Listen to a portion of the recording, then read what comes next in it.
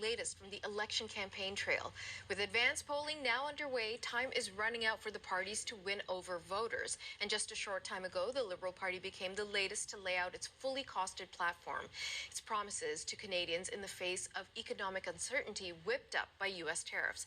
Here is Leader Mark Carney speaking in Whitby, Ontario. What we're doing is we're taking government spending, which has been growing too fast.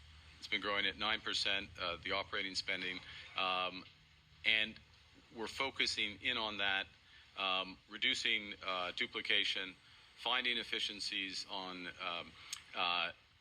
through the delivery of various programs, using technology, capping the federal public service, which has grown by 40% over the last 10 years. So a series of measures that are going to make government more effective, reduce the cost of that spending, reduce the rate of growth of that spending. And then the second thing that we're doing, very importantly, so that's spending less. And the second thing that we're doing is we're not spending that amount of money, we're investing that amount of money. So we're using very limited government resources to catalyze enormous private sector investment. And that's what drives this economy forward. That's what meets this moment. Carney said the platform is based on 4 core principles: unity, security, protection, and building.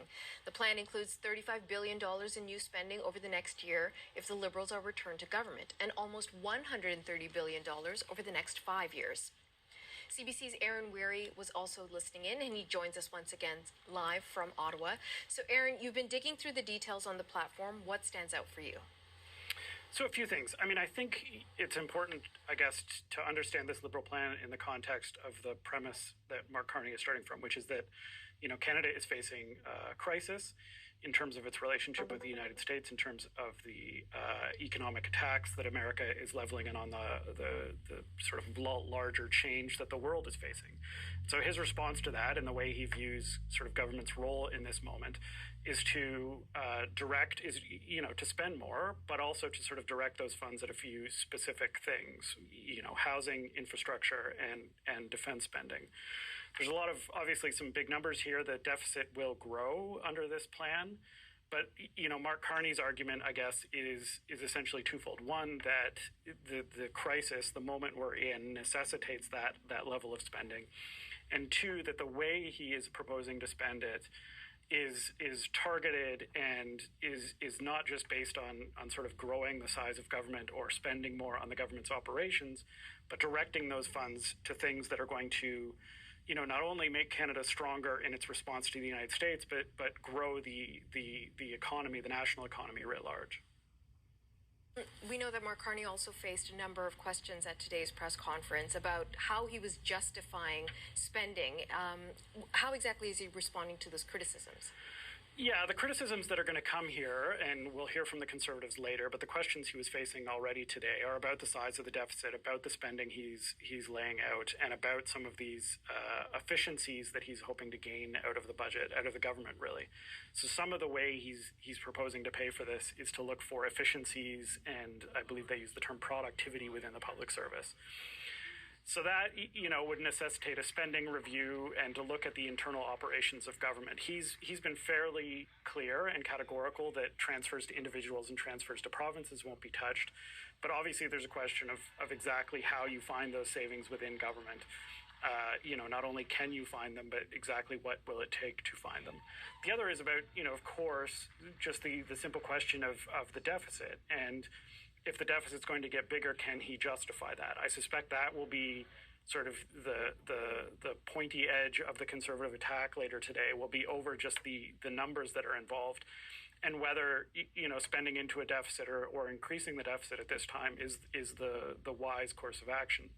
Carney's response that he's building, as I mentioned, is that this is the moment when the government needs to do the things that he's proposing to have it do. But I suspect there will be some debate over the deficit and in the next several days. And let's talk a bit more about really a central issue, a central figure in this federal election in Canada, which is Donald Trump. He really is this looming figure. He is accused of being the reason we are in such economic turmoil, or that the economic turmoil in this country has been further amplified. What does Carney have to say about how he's going to manage a Trump presidency and the ongoing trade war? Yeah, I think there's a couple things that stand out. First is, as we've been talking about, sort of the fiscal response, what he wants government to do, where he wants it to spend money. I think there's also a second piece of this, which is, Mark Carney talks, I think, more forcefully than the other leaders about, finding other partners abroad, building out Canada's role internationally, building out trade corridors, trying to find sort of like-minded allies to rely on. And I think there is a bit of I don't know if it's a divide, but a slight difference here in the way the leaders are starting to frame the Trump challenge as whether this is a sort of tariff challenge and a trade war that will eventually pass, or whether this is sort of a more fundamental change rather, in the way the United States operates and the way the world operates, and in that respect, the way Canada has to operate. And so I think the argument that Mark Carney is building out, even further today, is that the world has changed, and Canada needs to do big things to change with it. And I think that is the argument. If there's an argument that sort of could play out over the next 7 days, is sort of how the leaders frame sort of the moment Canada's in and what exactly the biggest challenge is that we're facing. Okay, CBC's Aaron Weary in